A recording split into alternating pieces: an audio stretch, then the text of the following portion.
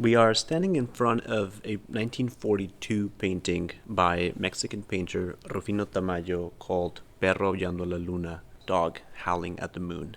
So we're right smack in the middle of World War II. Tamayo was living most of the time in New York. He would travel back to Mexico during the summer break. This dog takes up most of the composition. His body forms this broad pyramid. We see this attenuated neck and the underside of his snout. His mouth is open. We see his teeth, his ears, just a little bit of his eyes, and we can almost hear the howling. The dog reveals the broad network of influences that informed the work of Tamayo. In 1921, when he was a mere 22 years old, Tamayo had been hired to be the head of the Department of Ethnographic Drawing at the National Museum of Archaeology in Mexico. So his job for a number of years was drawing a whole range of pre-Columbian artifacts from all over Mesoamerica. And in this case, we know from his work and from the sketches that he kept that he was very focused on the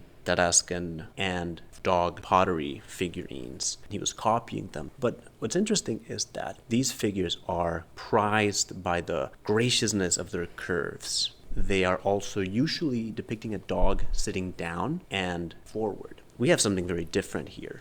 And perhaps the red alludes to the red clay.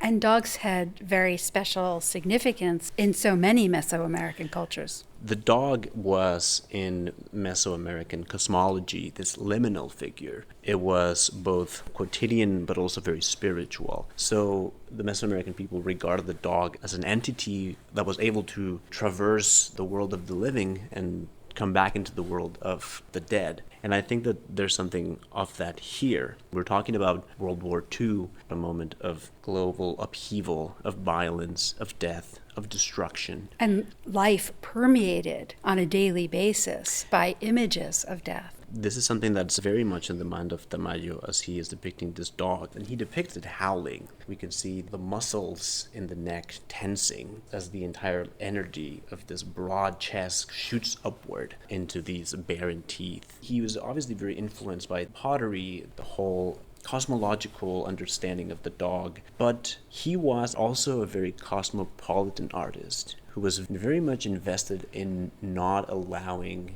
his Mexican identity to lapse into what he considered vapid folklorism. He wanted to take the pictorial and the plastic understanding of the pre-Columbian cultures of Mexico and amalgamate them with a more cosmopolitan and modern understanding of painting. And this is why he was in New York. And then in 1939, he goes to the Museum of Modern Art and experiences this very important exhibition around the work of Pablo Picasso. And one of the culminating paintings of this was Guernica, a painting where Picasso depicts the destruction of a Basque town by the Luftwaffe. The town is destroyed by aerial bombardment. And in that painting of Guernica that expresses really a kind of universal horror of violence and war, there are prominently placed animals. One of the more memorable passages of Guernica depicts a horse crying in anguish. And like that horse in Guernica, the dog in Tamayo's Dog Howling at the Moon is looking upwards, howling. However, as some people have pointed out, there's more anguish in the horse depicted by Picasso, whereas there's a certain defiance to this dog. In Guernica, buildings are burning, bombs are falling, people are fleeing buildings. And here, we don't have that wartime activity. We just have this lone figure of a dog. And so there is a sense of defiance, of protest.